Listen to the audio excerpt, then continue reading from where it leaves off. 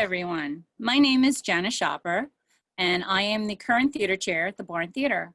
And with me tonight is the wonderful cast and director of the 2008 Barn production of 12 Angry Men.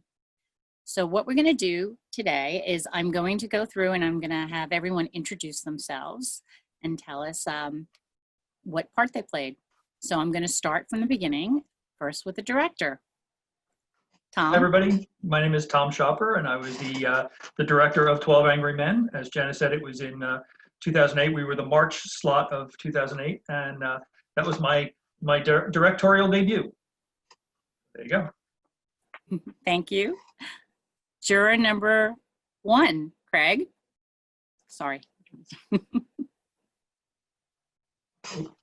I'll unmute everybody, sorry. Hey guys, I'm Craig Zimmerman, and I played juror number 1. Ron. I don't know what else I need to say right now. That's it right now. Okay. Ron Mulligan, I played juror number 2. Juror number 3 couldn't be with us tonight. That was Greg Moran. Rich. I was juror number 4. And you are Rich Malloy. And I'm Rich Malloy. Hi, I'm Jonathan Peck. I played juror number 5. Hi, I'm Ricardo Pino, and I play juror number 6. Anthony Rubalata. I played juror number 7. Nice. Juror number 8, Jack Sauer, is unfortunately not here with us tonight. But next, and also juror number 9, Cy Friedman, is also not able to be with us tonight. So next would be... That would be me, Rick Turner. I am juror number 10. That's 6.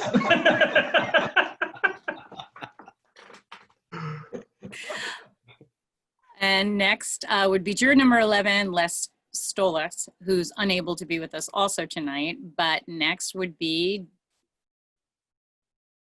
I'm John Trumbull. I played the title role of juror number 12. 12 Angry Men. That was all about you. And last but not least, I'm Larry Sanders. I played the court officer. Nice. Awesome. so now, thank you all. And next we're gonna go, I'm gonna start and ask Tom about why he chose the show and a little bit about the casting process. Sure.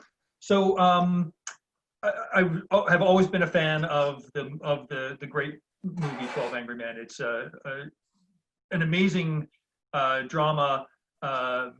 Also amazing that it was just such a wonderful ensemble, even though there were so many stars who were in it and stars to become. It was just a movie that I always loved. Read the play, loved it, and thought that it would be a really good challenge to do for my first time directing, particularly because it's just one room, no set changes. I didn't have to worry about turning this set into that set location. It was a piece where you could just really, once everybody got off book and got their lines memorized, you could just really work it and find little pieces and little nuances and little bits and great little moments. And so that was what I was really looking for to do in my first time directing. I also did a ton of research on it. I went to Lincoln Center and watched the recording of the 2000, I should have looked this up, 2004 maybe, Broadway revival that the Roundabout did. I also found somewhere online the 1950, so the movie was 1957, but there was a made-for-TV recording, like a Playhouse 90 kind of a thing in 1954 with Bob Cummings as juror number 8, and I watched bits of that. So I just, did a lot of research on it and just fell in love with the piece, and it was something that I would really enjoy directing. As far as the audition process, as everybody on this call knows, and everybody hopefully who's watching who's involved in community theater knows, finding men to do community theater is not always easy. And this was a show that I was going to need 13 guys to do, and I wanted to make sure that I did it true to the original script and not do it 12 Angry Jurors and mix it up that way. I wanted to do it as written. So I was a little apprehensive about what kind of a turnout that I would get. I didn't have any reputation as a director yet, since this was my first time, and finding guys is tough. So I was apprehensive going into the audition process. And then over the 2 nights that we had for auditions, there were 54 guys who auditioned, which was just nuts. So I could have cast this like 3 different ways. But I cast it with these gentlemen, and it was the absolute right choice, because you guys were just stupendous and wonderful to work with, and so good in your roles. It was a joy to work with all of you. So that's it. Okay, thank you, Tom. So now I'm going to ask each of you, or all of you and collectively, do you have any funny stories you'd like to share? I can think of 2, but if anyone can wants to share, just jump right in and tell us anything you can think of, either with the audition process or the rehearsals or actually performances or anything you can think of. Oh, there's so many. Where do we start? Don't be shy. Give us some funny stories, Ron. Well, they're pretty much everybody's stories. I never laughed more with this group of people than I did on any other show. I'll pass it to number 7 below. Let's start with the magazine. The Tiger Beat on the coffee table. I'm not below on your screen. Oh, okay. I don't know. I thought you meant Rich. No. I did too. I don't know. What do you want me to say?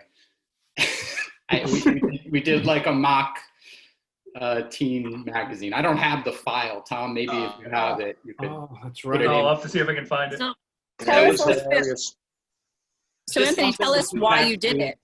Just why? I don't know. I think Boredom. it came up in one of our like in the wings, waiting to go on kind of nervous moments before a show. Somebody had mentioned something about some kind of teen magazine featuring 12 Angry Men. And at the time, I was very motivated to, make an impression, I guess. So I went and did this like mock-up of the cover and how that would look, and put it backstage and in the green room on the table with a bunch of other magazines. And I think by the 3rd or 4th night, somebody finally found it, and I heard laughter. Oh, it took that long? Very satisfying. I didn't realize it took long. It sat there undiscovered for a little while, yeah. Oh, wow. By the way, I should mention. I think that was indicative of the kind of camaraderie that we had during that production, which is everybody, we were in constant contact. The rehearsals were,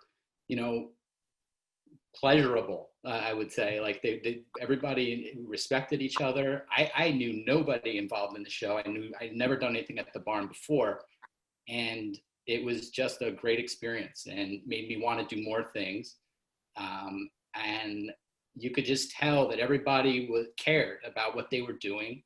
And that was, the attitude was right. And you don't always get that. And it was something I'm always going to remember and be happy I was a part of it.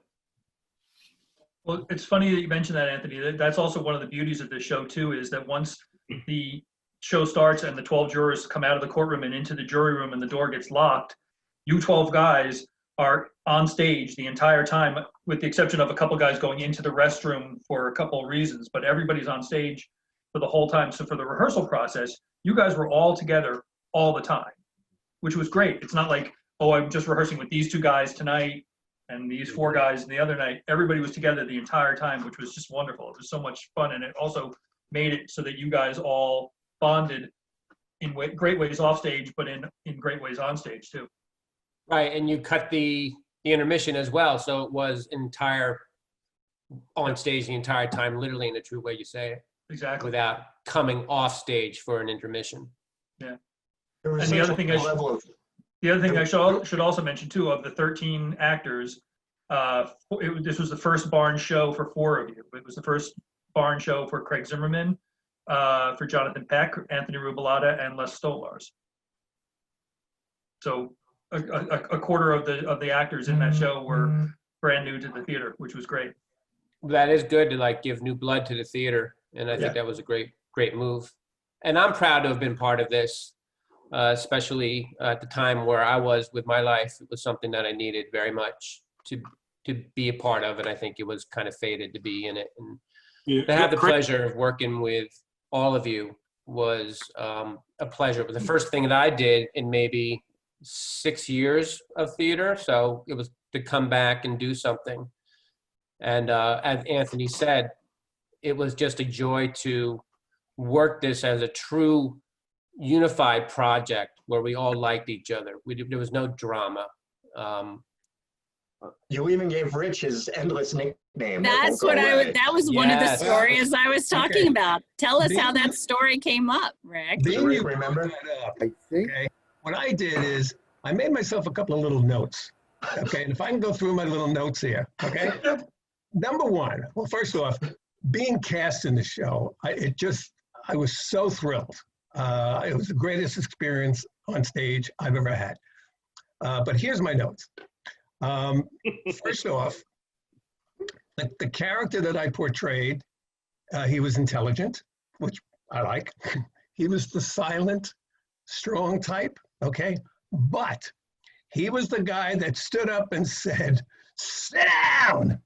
to juror number 10. Greatest moment of my life. Scared the crap out of me. Yeah. The other thing is, when I found out that I was sitting upstage, facing the audience, I was thrilled, rather than sitting downstage with my back to the audience, so all my fans could see me. Now we come to, we were down in the dressing room one night, and everybody's, laughing and carrying on, and, so I had to get up and I went into the men's room, and the men's room downstairs had the door open, and I'm standing looking in the mirror, fixing my hair. Well, Rick walks by and says, "Jesus Christ, Matlock, would you get out of there and get something else to get?" So my nickname of Matlock was created. Thank you, Rick. I really appreciate I it. remember it a little differently. I thought that somebody was in the bathroom and you went and jiggled the handle or the doorknob, and you said, "Is somebody in there?" And I said, "That's right, Matlock." I remember it that way. Anyway, but if you want to remember yourself primping your hair, and Okay. Now here's the other thing. I was up doing number 4's monologue, and one night, inadvertently, I made up a word. I didn't know that. I had no clue of it. And I think we were at Harrigan's that night, and all of a sudden, my director and juror number 2 came over laughing their asses off because I made up this word. And to this day, I don't know what the word was. I don't remember. I remember the on the part. cover. It was where you said this is where the boys' story and the police's story diverge. But you didn't say diverge that night. I can't remember what it was, but it wasn't diverge. Well, Actually, I checked it in the dictionary. I said divergeronimo, and correct. Actually, it was depicted on that cover that Ron had mentioned for that. Okay. I can find that. So I have to send you the file so you can cut to that now. I'll have to look it up. In case I have to use it again, right? The word was imaginatory. Oh. Wow. But that is a word. For the win. Come on, give me a break. Imaginatory. Other than that, or something to that effect. Okay. Other than that, those are my notes. And again, I was so proud to be a part of this cast. And Tom, you did a wonderful, wonderful job. Thank you. Thank you. Well, then I will share this with you just because you buttered me up. But when it came time to after the auditions were done and it came time to cast the show, I had all the audition sheets and headshots spread out on the stage, and I had a chart with each juror number and who I could conceivably consider for that. And there were a number of people who could be considered for a number of different roles. but the very first name that I wrote was Rich Malloy as juror number 4, circled it. So Rich, you were the first person that was like, I know I want Rich as juror number 4. And then the rest of it was super, super hard to figure out and piece together. That was an amazing audition process for me, because I was just blown away by the talent, and you guys were just amazing. The other thing I should mention too, Rich, because you talked about the table, was that the way we had the set was sort of a little bit on an angle. The set was designed by Jonathan Wentz, and hopefully we'll be able to throw some pictures up during this, because the set was Amazing. the most incredible set. One of the best sets I've ever seen. It was the 14th cast member, and it was without a amazing. No. It was a remarkable set, and I know that you guys felt like you were in the jury room when you were on that set. So that, as a director, that made me happy for you guys, because you really sort of felt like you were there. But it was sort of cocked on an angle a little bit, because we had a long table with everybody sitting around it, which meant that some people were going to be sitting on the downstage side with their backs to the audience.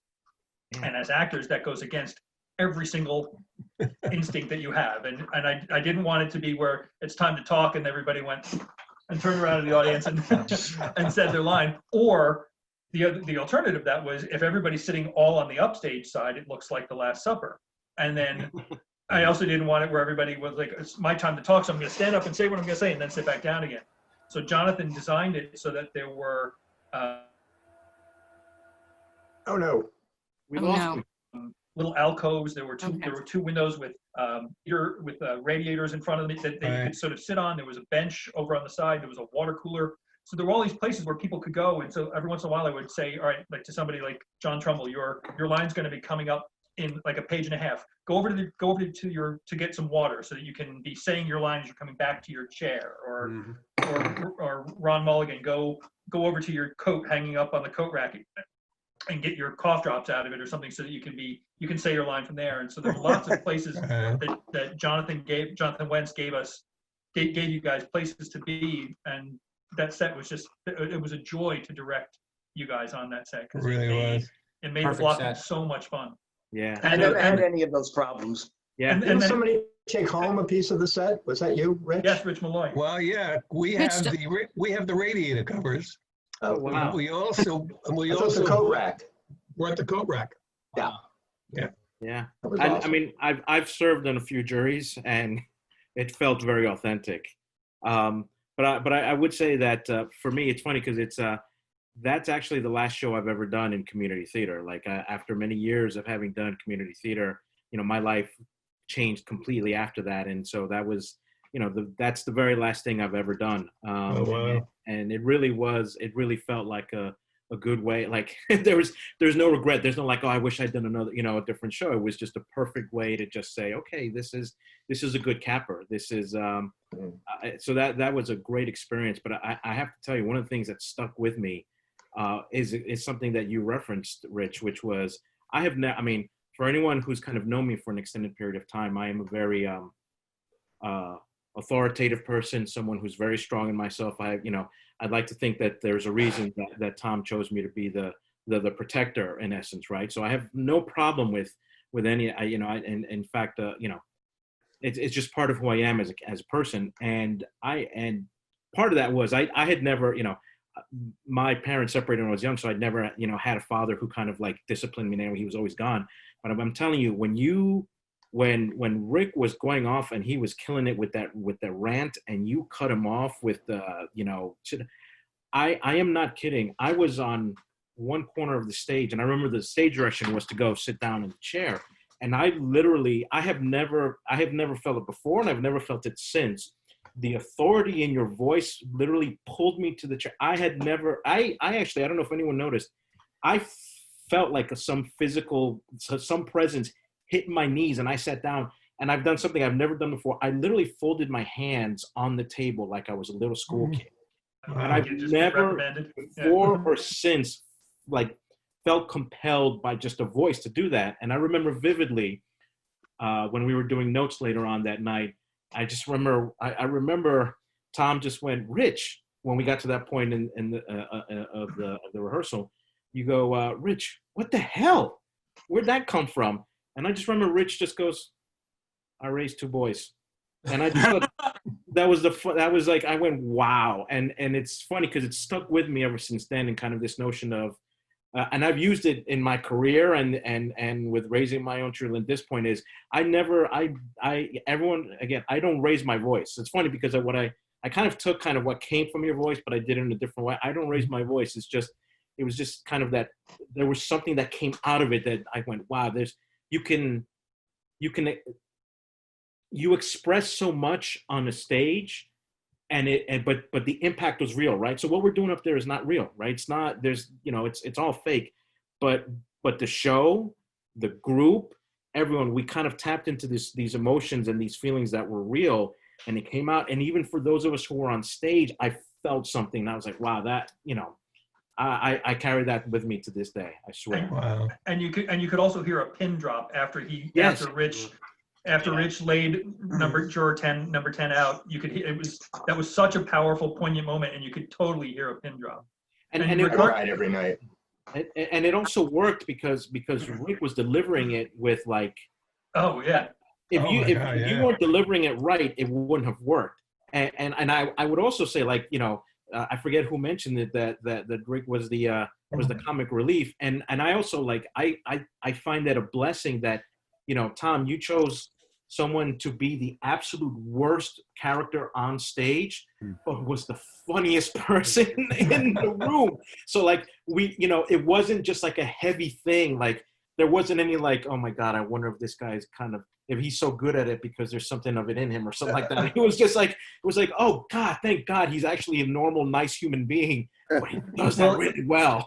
It's funny. It's funny that you mentioned that, Ricardo, because when I called you guys to give you to tell you that you were cast, I could hear in Rick Turner's voice when I told him that I was casting him as juror 10. There was a little bit, oh, number 10, really? Like, I don't think you actually said it, but I could sort of hear it in your voice, because juror 10, for anybody who's listening and watching, was the part that Ed Begley Sr. played in the movie, but he goes on this horrible racist rant at the end. And I could sort of tell from your reaction, Rick, that you were maybe sort of doubting that you had that in you, or that you would be able to do it. My God, you crushed. That wasn't the part that I really, thought I would had been thinking of, right? No, yeah.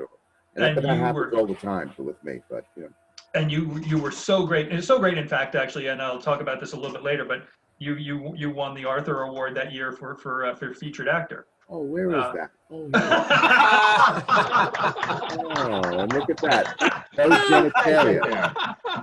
I didn't think to go get all the Arthurs we have here for the other I have we won for that. With my ACE Award and my television. There you go. Nice. Aww. Right, the other thing, Ricardo, since you mentioned it, Ricardo, the what solidified your casting as juror number 6 for me was when you read during the auditions with Cy Friedman as the old man, and it's the scene where it's either juror number 7 or juror number 10 is trying to get the old man to stop talking. It was juror number 3. It was Greg Moran.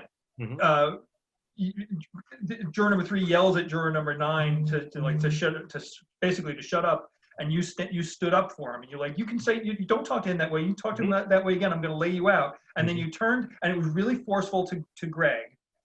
He was like, talk to them that way again, I'll lay you out. And then you turned to Cy, and like a softness, caring thing came over you, and you was like, you said, you go ahead, you say whatever you want to say. And it was like, it was a forceful thing with Greg, and then a comforting, caring thing with Cy. And it was just, as soon as I just gave myself chills just thinking about that. It was like, as soon as you read that in the auditions, I'm like, he's number 6. That was absolutely the right. Very sweet. Yeah. So I just want to say a couple of things. That, I came to audition, as I always do with my, ready to accept whatever is available for me to do. And when I thought I did a good job that night, but when I saw the caliber of men there, I didn't have my hopes up, too high. And when Tom reached out to me and said, I'd like for you to be the guard, the court officer, I was thrilled. because even though it's almost a nothing part, but it enabled me to be a part of a wonderful experience, to be with you guys. And again, I was sitting right behind that wall every single show, and with the biggest smile on my face, knowing that you guys were just killing it every single night. And Tom even added a couple of little things for me to do, just to have me do a little bit more, which I was, totally grateful for. But just, again, just the fact that I got to be and know and become a part of this family is a memory that stays with me forever. Well, and Larry, you were also a huge part even beyond that, because on any night when we had a rehearsal, if there was somebody who wasn't there, you were always there, willing to step in and read their lines for them. So you were not just part of the show on stage. You were part of the show in a big way during during rehearsals too. More than window dressing. And I appreciated that very much. There you go. And he also had some stage work to do backstage. I think he had to plug in the fan when I say in the beginning when the fan doesn't work. That was like, Larry Sanders can do that. We could talk about the rain too. The rain effects also in the window that Jonathan did was fantastic. I think Micah put that together. Yeah, I remember. that was amazing. Micah Weiss. Yeah. Yeah. And then there was a great lighting effect, Tom, that I think you had in there when it starts to rain. The lights sort of dim. Yeah, it was into the second portion of the show. It was just fantastic. Since it's just a one act, 95-minute show or whatever, there were 2 lighting cues and sound cues that were crazy long. So Nick Marmo was our lighting designer, did a stunning job, and Larry Wilbur was our sound designer, also did a stunning job. They both had cues written. There was like a 30-minute, like a single 30-minute lighting cue that just like a slow fade as the afternoon got longer, as the rain started to come, and then so that when it came time for you to flick on the lights, then the lights came up. And then during that whole time and during the storm, Larry Wilbur, as our sound designer, had like a 45-minute rolling thunder, thunderclaps, very faint, sometimes a little louder, sometimes not, but it was like one long 45-minute cue that just ran the whole time. And so much so that you didn't even really sort of realize it or notice it. But what was not a sound effect was the practical rain that was out the window, because from certain angles you could see it. It was actually raining, and our stage manager, Lauren Grove-Tiza, had a control on it that she could turn it up or down so it would rain harder or not harder. Micah Weiss did a great job with that. I know it also made you guys have to pee the whole time because the rain was out there. I raced each other down to the restroom. Run down the stairs. That was my one advantage of being back behind the curtain all the time. You could go whenever you had to. Exactly. I should also mention, since you're on the call, Janice Schopper was our costume designer and did a stunning job with that as well. Thank you.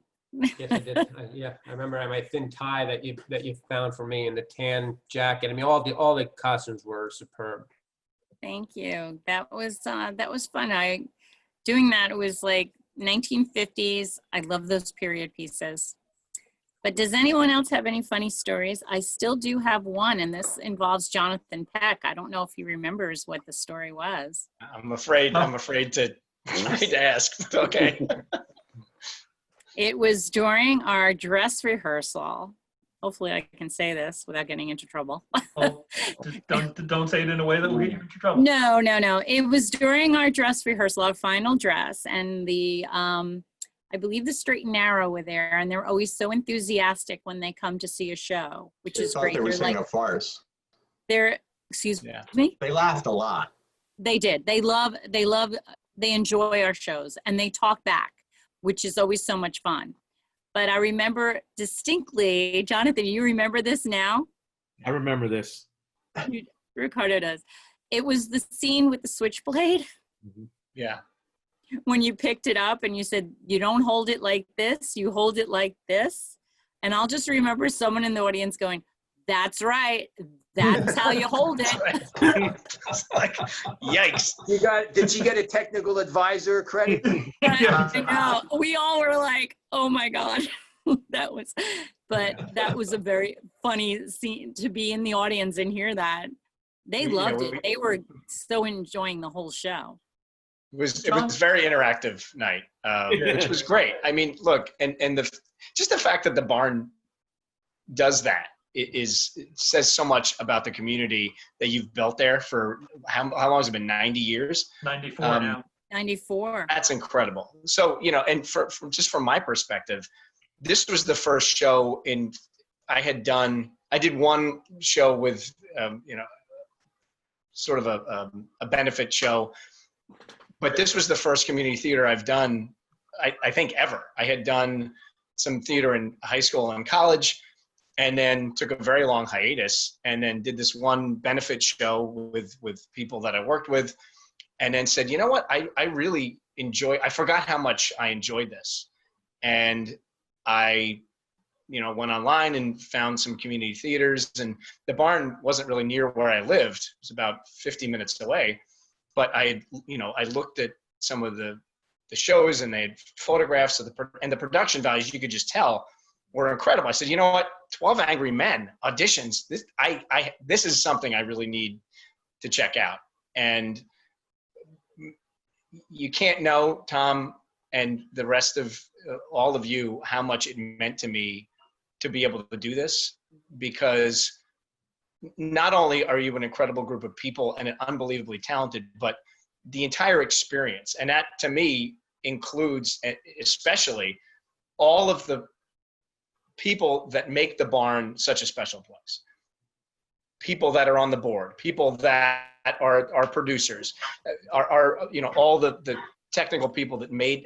Everyone was so dedicated to that theater and the experience that you gave an audience. It just was, and that's why I came back and did several other shows at the barn after that, because of how professional it was, but also how welcoming and just wonderful all of the people that surround that place are. It's a very, very special place. If I can just interject something here, Jonathan, I want to thank you again. If you recall, I was president of the barn at that time, and shortly thereafter, we were being sued. And you stepped up, and I remember going to the court with you. It turned out okay after, but we didn't know what to do. And you were right there, and you volunteered, and you gave us your best. Thank you so much for that. Oh, that was absolutely my pleasure. I was very lucky to have to work for a law firm at the time that was supportive and adopted the case on a pro bono basis. Right. Because I was able to, for a large part, because of what you do there, because it's so community based, because of the education, because of the outreach, because of all the wonderful things that the barn is, just beyond the shows and the quality of the shows. That's why I was able to tell the firm that this is a worthy cause to help defend them against this unfortunate incident. So I was very proud and happy to help. I never heard that. Did anybody else know that? I didn't know that either. I remember that. Great. John Trumbull. Oh, John Trumbull, you want to talk about your doodling on stage? Sure. One of the things my character juror number 12 was a advertising guy, and at one point he's doodling on one of the many pads you had on the table, and it was for Rice Pops, the breakfast with the built-in fan. And I have an art background, so I just doodled a bowl of Rice Pops every night. And because I was like one of the minor characters in the thing, I literally spoke like once every 5 pages. So this was like the easiest part I ever had to learn.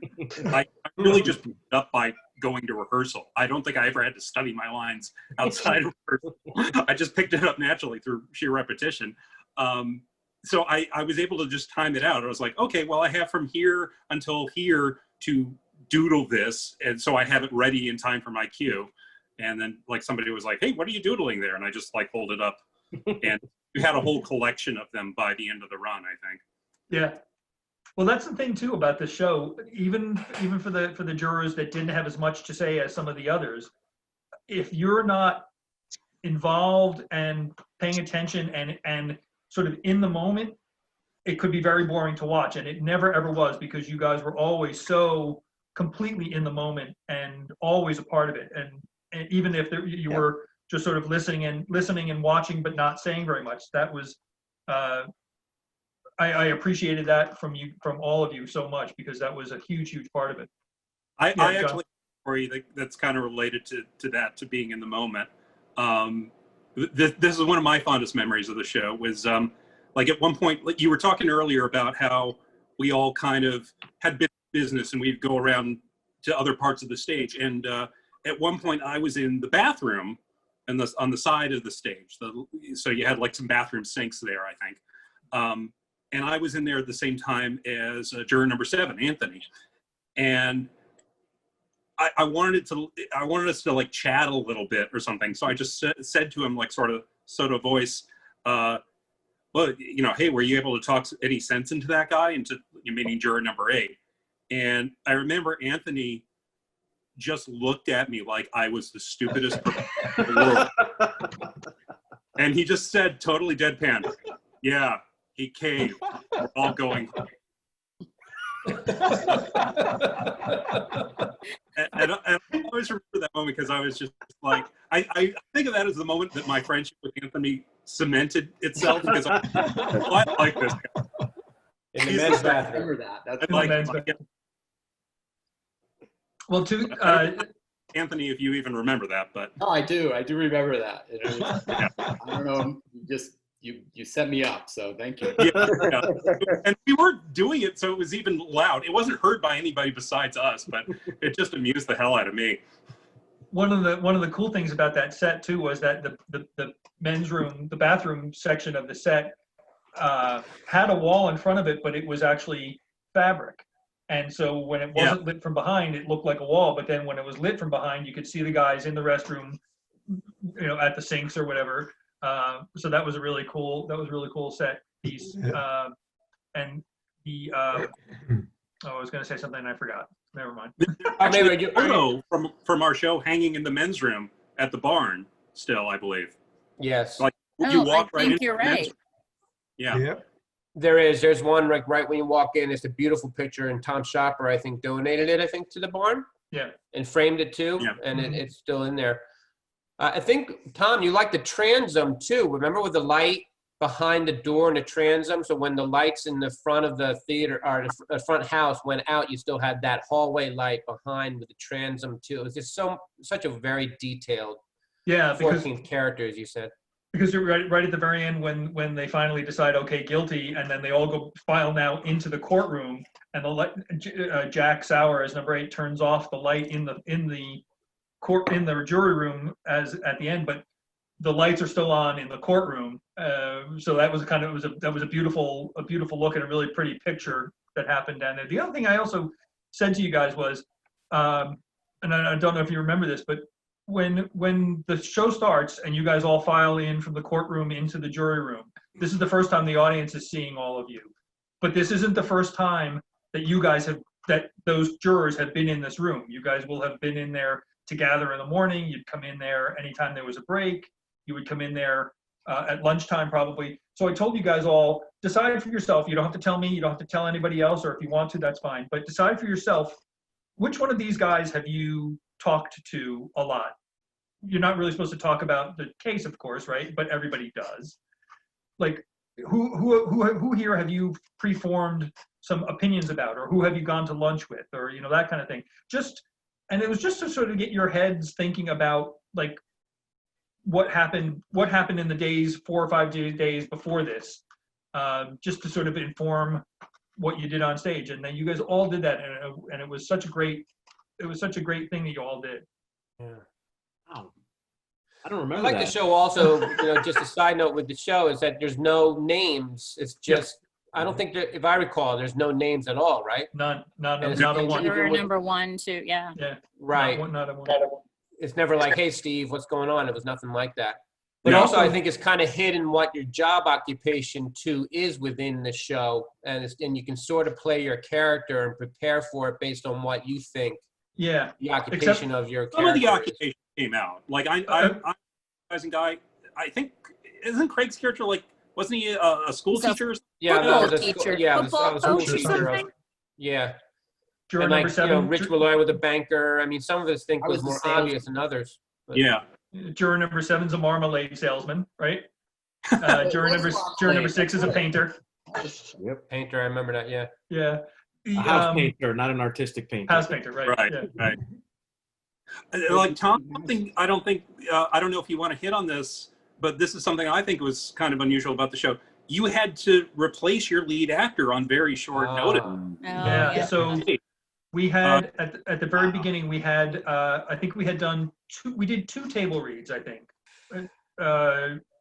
Just read through the show twice, and then we're about to start rehearsals. We may have even blocked one day, so it was like 3 rehearsals in.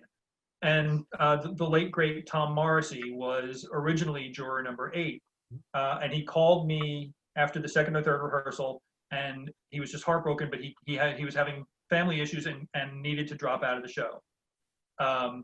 And I completely understood, but it broke my heart too, because I would have loved to have worked with him and directed him, and I also think he would have been a wonderful juror number 8, and that's also a huge part to have to try to recast.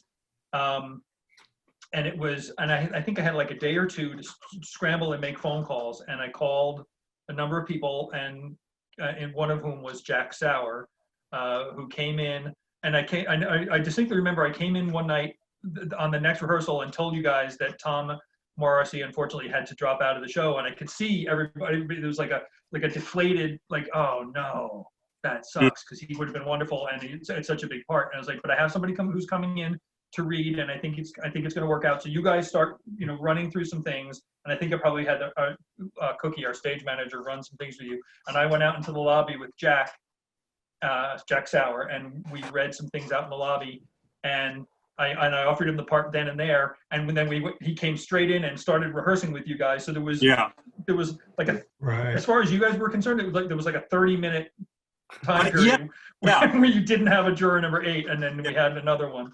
And Jack was wonderful. I remember thinking, like, oh, this is going to be a mess. We're going to have like a couple, weeks maybe of rehearsals without a lead actor. And then like 2 minutes later, you come in and it's like, here's our new juror number 8, everyone. Okay. I should also mention, by the way, so I'm just super proud of the show. It was such a great experience because of all of you and because of all of the wonderful people that we had on the crew. And I should just mention, Lillian Miller was our producer, Lauren Grove Teaser was our stage manager.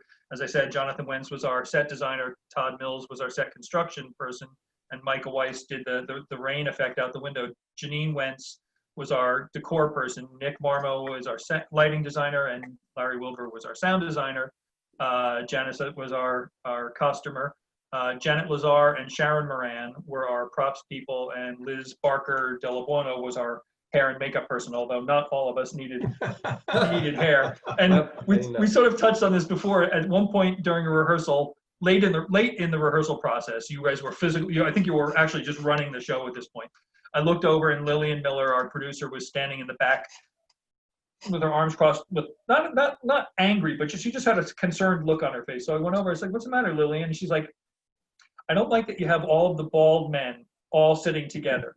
And I was like, well, they're sitting around the table in juror number order. And it just so happened that jurors 9, 10, 11, 12, and 1 all were follically challenged. And so I was like, they have to sit that way. She's like, do they? I was like, yeah. I was beginning to love get her. old at that point. Jury order and number order. They could have handed out a couple of wigs. Oh no, wigs on men are scary. And Anthony did a great Photoshop thing with, there was somebody made a joke about the stage lights reflecting off our bald spots, and Anthony did all the beams of light reflecting off our head and then forming a bat signal. That's right. I still have that from my hard drive.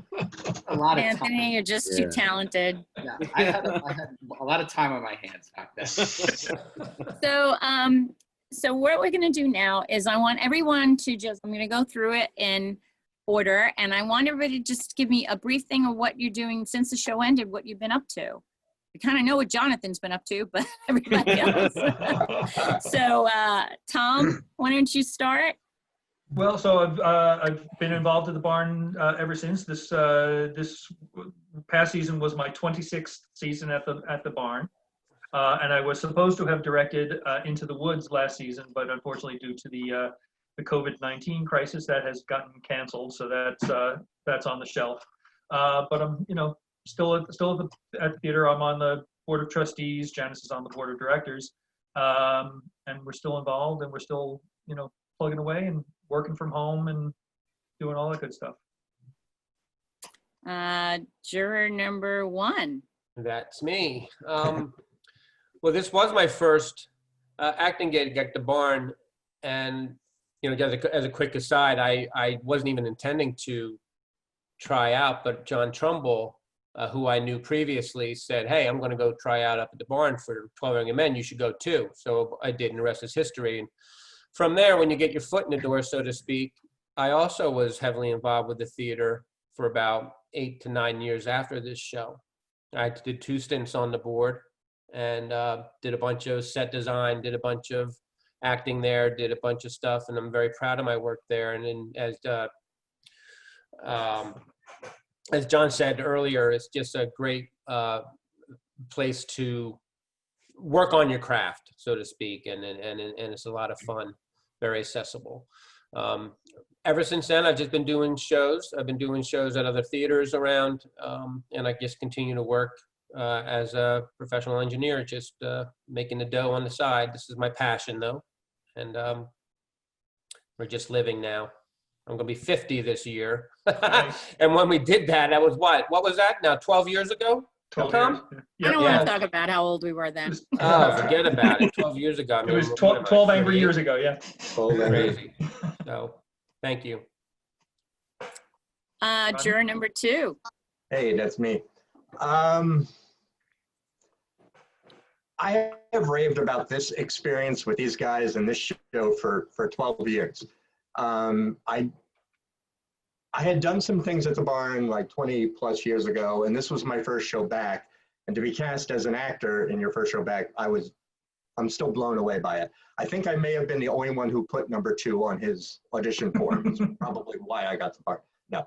And then the way we all bonded, because there was such a level of trust between all of us being on stage for 90 minutes, and the bond was incredible. And I've stayed friends with everyone or most everybody here, virtually or in person, and we've all been there for one another for various reasons since this show. I really think that people come together for a reason. Some of you have worked on shows that I've directed since. My first show after this was a special event, a holiday event for Halloween. We did War of the Worlds radio play, and I think all the odd numbered jurors were, and Larry were part of that, with Jonathan Peck playing the young Orson Welles, not knowing he was an Orson Welles fanatic. And it was incredible. And from there, I've directed 3 shows at the barn. I've worked on many. I've only done 1 musical, and it was a musical in which I don't get to speak. That was fun. My favorite year. And since the biggest thing, of course, is within these 12 years, 2 years ago, I would show you, but I forgot to put it on. I got married. My husband's back there watching TV or playing a video game or something. He's not in the courthouse behind you? He's in the courthouse. Some of you were included in that, and it was, it was just a great. I can't say enough good things about this experience. That's me. And I'm furloughed, still trying to find a job. Because I was working for the Schubert organization as a Broadway box office auditor, and we all know that ended in March, and hopefully someday soon we shall see. We shall see. Cheers. Who's next? Rich Malloy. So I guess since then, I continued working as a loan officer. I also started taking classes in the city for film, on camera, for commercials, short films, so on and so forth. I am now back. I've performed at the Barn a couple of times since then. A couple of musicals, Fourth Wall. We did some stuff. Chester, Chatham. So both Jody and I are still very active doing that. With the commercial and film career, the pandemic just really put that to sleep. It's really hard. But I enjoy it. I've had some success with it. I hope to get back to it. Now we are retired. We're trying to think of what we're going to be doing for the next 5 or 10 years. We're going to stay here. We are somewhat committed. We have to stay in New Jersey for a family reason. But other than that, right now we're, we just did a little audition yesterday, and we have to do one tomorrow. We self-tape.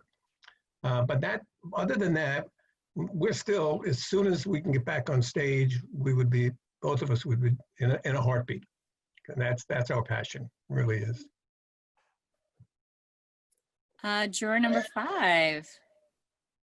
So the reference earlier to people know what I've been up to. Right before we started recording, I had both of my daughters make a guest appearance very quickly. It was when we started the call, it was bedtime. So it's a very busy time in our house. But it's been a busy 12 years. I got married in 2016.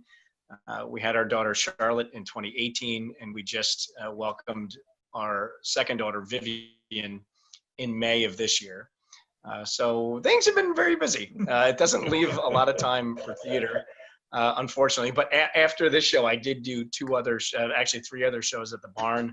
I did another show up in Nyack, and I did some other community stuff. So it really, as I said before, this show propelled me back into finding the love and passion that I had for doing this. And I attribute it all to you, each of you, and to Tom in particular for welcoming me back into theater. So it meant a lot. And it's been a busy 12 years. I left private practice actually from the law, and now I'm a federal prosecutor.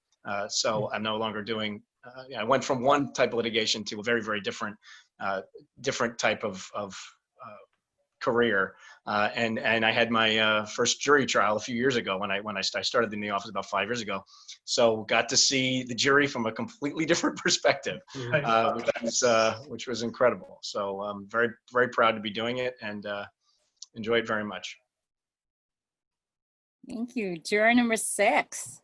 Well, like I said, the show was it was a swan song for a lot of the creative pursuits I used to kind of pursue passionately. My life changed dramatically after that. I mean, I ended up being in a relationship for a long time, and had a stepdaughter from there, and raised since she was 4 years old. And then I also decided to completely change my career and pursue my master's, and became a librarian. And so after all of that, I basically, to me, that I finally found kind of the passion of where I wanted to be. Right now, I'm the director of the Wayne Public Library here. So 5 months ago. So it's been 5 months in the middle of a pandemic. So it's been interesting. And kind of trying to learn how to have people have faith in me and trust my judgment in the middle of a pandemic. And while we've been kind of slowly phasing and reopening, and we've been opening the public for a few months now, and kind of making sure everyone stays safe and all of that kind of stuff. That little girl that actually we had met just around the time of doing the show, and I remember taking her backstage to a lot of the stuff that we talked about here, and she couldn't believe the bathrooms weren't real. Like she couldn't, when she was 4 years old. And now, fast forward 12 years, or 4 or 5, I don't know what it was, but fast forward, and I was just saying before the call, she's just started at Princeton this year in civil engineering. Wow. So Wow. Yeah. Yeah. Love that industry. yeah, that's right. Although, she's being overwhelmed now, so she's now saying like, am I doing the right thing? Should I be in civil engineering? So just stick with it. And I have a 6-year-old who's about to turn 7 next week. So, like I said, my life changed dramatically. I'm also proud of the show, and kind of, I meant when I said earlier, it was a great capper to kind of this whole time I had spent kind of doing these creative pursuits. And now I just feel like my life got fulfilled in a different way. And it's not that I don't miss it, but it's just, I feel there's things I learned from everything I did. It's funny because even when I did my career change, stuff that I learned in productions, I put on my resume, trust me. So, and it helped me kind of accelerate my library career to the point I've had a few directorships at this point, and just very proud of all that stuff. And again, learn from all of you guys. It was a good way to end it. So. Awesome. Thank you. Tom, I hate to interrupt, and I apologize to everybody. My wife just came in and had that look on her face, which Oh, no. for those of you who have children, Baby you know number that 3. look. There's That's fine. apparently a little baby crisis, and I'm so sorry to have to leave early, but it That's was okay, buddy. absolutely fantastic to see everyone. I hope we can see each other in person Yeah. at some point in the Yeah, very near one day. future. Love you all. Thank Love you you too, so buddy. much, and I'm so sorry to have to leave. It's okay. Good night. No All right, problem, Bye, buddy. John. Bye. Hey, Jonathan. So Number 7, Anthony. Hi. So definitely the 12 Angry Men had made an impression on me as far as like wanting to do more things with the barn. I served on the board for a little while. I acted in a few shows. I served as a stage manager on one show with Jonathan, Rumors, and then I think I was the producer of another show, Noises Off. Directed a 1-act there with Les, who played juror number 11. And it was, again, like just, it was amazing how embracing the experience was. And I'm really grateful for it. Thank you, Tom. Thank you, everybody.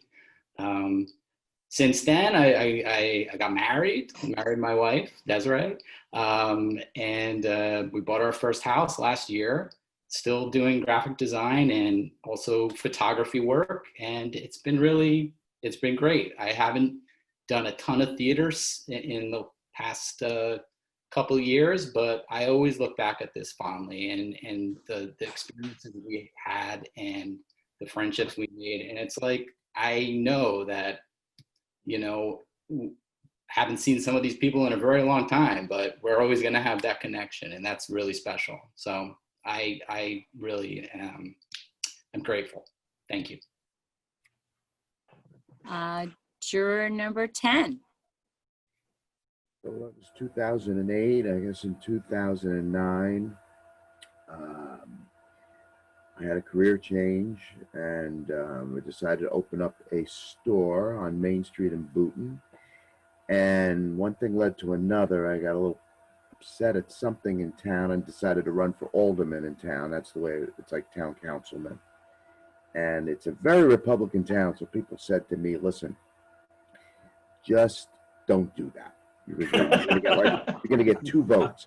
But I actually creamed the guy. And I was the first Democrat elected in 26 years in town. And I'll have to say that once you show people that you can win, it becomes addictive. And other people run, because it was a very stale board at that point. Nice people, and now we have a Democratic mayor. I turned down running for mayor. I decided that wasn't going to be my career. And a very nice guy ran last year and won. And so that's the end of politics for me. That was 10 years of that. And actually now, due to the pandemic, I've decided to close the store. So I'm on to my next career. And I'm wondering, I've got some time to do a show, but I guess we're not doing shows anymore for a while. So it's kind of sad because I haven't done anything since 12 Angry Men because I'm so damn picky. It's terrible. I mean, I just envision the plays I want to do and then the part I want to do, and the part never winds up, as Tom just illustrated before. It never winds up even in any of the shows I've done. It's never been the part I've gone for. And you count on people knowing, you know, looking at you and deciding that, you know, you should do something else. And they've really all been right. And Tom, you were really right. I mean, that was a really wonderful part. I loved it. And I mean, I didn't get to really say, but, you know, running lines with everybody and just, it's just, that's what I remember most. And other people so giving and wanting to make you better. And you know, for me, there's always 2 or 3 parts of a show that I call it my 50-50. I'm either going to get it right or I'm going to blow it. And thanks to the folks that you run lines with and you do it over and over again, you get it right. And it becomes more like a 80-20. It gets better, but you know, I just want to thank you. It was a great experience. And I need to do something again. I'd love to do it with Tom. I wish you'd do something. I'm just so damn picky. I only want to do what I want to do.